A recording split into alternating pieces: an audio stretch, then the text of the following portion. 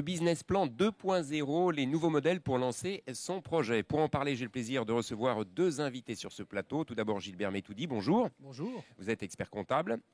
À vos côtés, un autre expert comptable, Laurent Benoudis. Bonjour. Bonjour.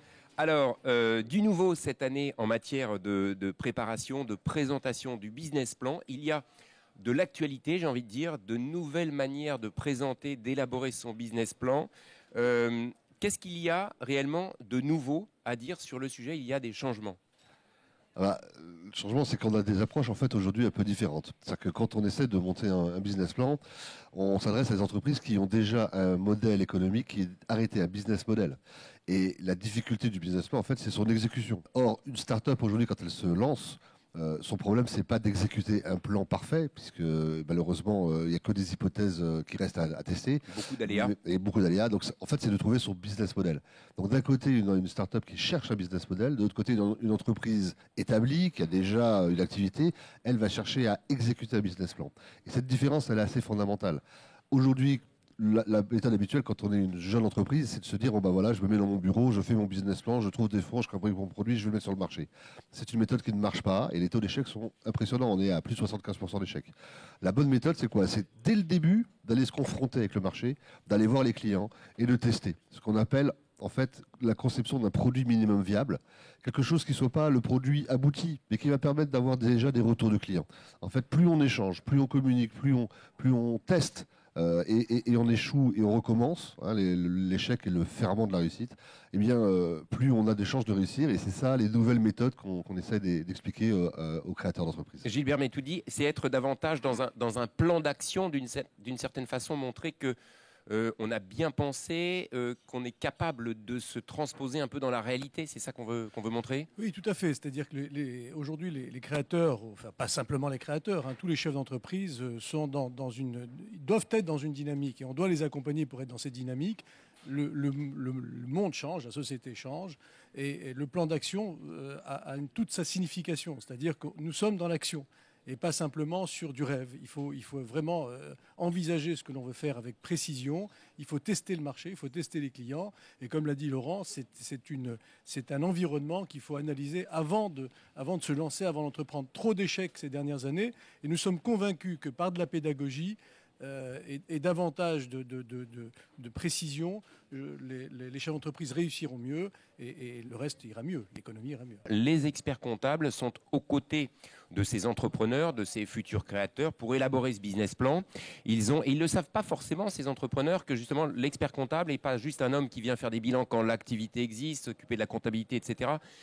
À ce point de départ-là, ils peuvent être aux côtés de ces entrepreneurs.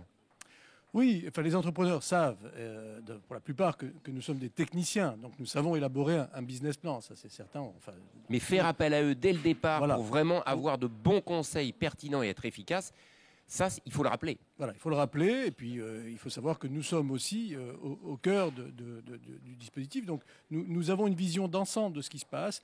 Et encore une fois, ces 10 dernières années notamment, nous avons vu trop d'échecs. Vous avez un nombre d'entreprises qui s'est créé considérable, c'était très bien, on a tous vanté les performances de la création d'entreprises, mais néanmoins aujourd'hui avec le recul, on s'aperçoit quand même que c'était un taux d'échec important dû essentiellement à une mauvaise vision de la phase de démarrage d'une entreprise. À ceux qui ont envie de monter un business plan, d'élaborer un projet, quels sont les 3, 4, 5 points importants sur lesquels ils doivent bien se pencher avant de démarrer? Alors, la première question à se poser, c'est déjà quelle est ma création de valeur? Enfin, qu'est-ce que je vais amener en moment où j'ai mon projet d'entreprise? Si c'est pour refaire la même chose que ce que font les autres, en espérant que ça soit mieux fait, on va avoir un peu de difficulté. Donc, se poser tout un tas de questions et plutôt que de se lancer tout de suite dans la rédaction d'un plan à 5 ans avec des hypothèses qu'on n'a pas testées, l'idée c'est de mettre sur une feuille, en fait, les éléments clés du projet. Qu'est-ce que je vais créer comme valeur? Qui sont mes clients? Qu'est-ce que je leur apporte de différenciant par rapport à ce qui existe au marché? Comment je vais rentrer en contact avec eux? Quelles sont les ressources clés dont je vais avoir besoin? Quelles vont être mes activités clés? Qu'est-ce qui va générer mon business et comment ça va me coûter. Le business plan, ça permet aussi, et ça c'est très important, de séduire les partenaires, des financiers, des banquiers. C'est aussi fait pour ça. On l'oublie, vous le disiez, effectivement, on pense à son projet, c'est bien, ses idées, c'est clair, mais il faut aussi penser aux personnes à qui s'adresse ce business plan.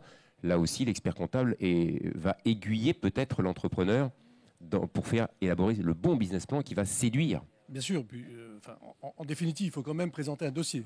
Et ce dossier doit être construit, il doit comporter l'essentiel des données qui permettront à un lecteur d'apprécier la performance d'entreprise dans le temps. Lorsqu'on parle d'un business plan, il faut quand même revenir aussi aux fondamentaux. C'est-à-dire qu'on a un plan de financement qu'il faut écrire, élaborer, monter. Et derrière, vous avez des prévisions qui doivent être quand même reposées sur des éléments solides, précis. Ça reste fondamental pour les financeurs, par exemple. Et là, nous arrivons à notre expertise, c'est-à-dire que lorsqu'on conseille un client dans sa démarche, dans la construction d'un business plan, on lui rappelle des fondamentaux, notamment lorsqu'il s'agit d'apprécier la masse salariale. Il y a des précisions qu'il faut apporter, qui influent sur des performances, sur les qualités de la formation financière. Donc ça, c'est important. Voilà. Donc ces critères-là sont véritablement discriminants pour ceux qui vont regarder ces dossiers-là. C'est vraiment quelque chose d'extrêmement important. Tout à fait.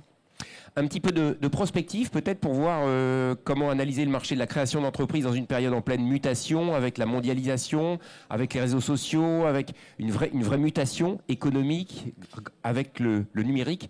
Qu'est-ce qu'on peut dire aujourd'hui de cette évolution de la création d'entreprises ? On reste sur un marché de la création d'entreprises assez soutenu, en fait. Quand on regarde les statistiques, on s'aperçoit qu'il y a beaucoup de création d'entreprises. Beaucoup d'entreprises sont créées aujourd'hui sous la forme de l'auto-entrepreneuriat. En fait, ce qui est intéressant de suivre, mais c'est plus compliqué à faire, c'est de savoir si on a affaire à des créations d'entreprises de croissance ou est-ce qu'on a affaire à des entreprises qui sont des entreprises de subsistance. Une façon de se lancer, mais souvent une façon d'avoir un revenu sans avoir nécessairement les contraintes du salariat qui vont avec, sans avoir l'idée demain d'avoir une entreprise de 50, 100 ou 1000 personnes.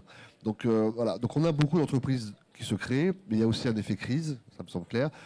Ce qu'il faut suivre, comme le lait sur le feu, c'est le nombre d'entreprises qui sont des start-up, qui ont vocation à grossir, qui ont vocation à créer de la dynamique, de la valeur ajoutée. Il y a aujourd'hui une sorte de French Tech en France. On a le vent en poupe, aussi bien malgré un passage fiscal un peu compliqué ces derniers temps. Mais c'est bien de le dire qu'on a un passage positif qui a le vent en poupe. On a la chance d'avoir des ingénieurs, des chefs d'entreprise qui sont hyper bien formés, que le monde s'arrache.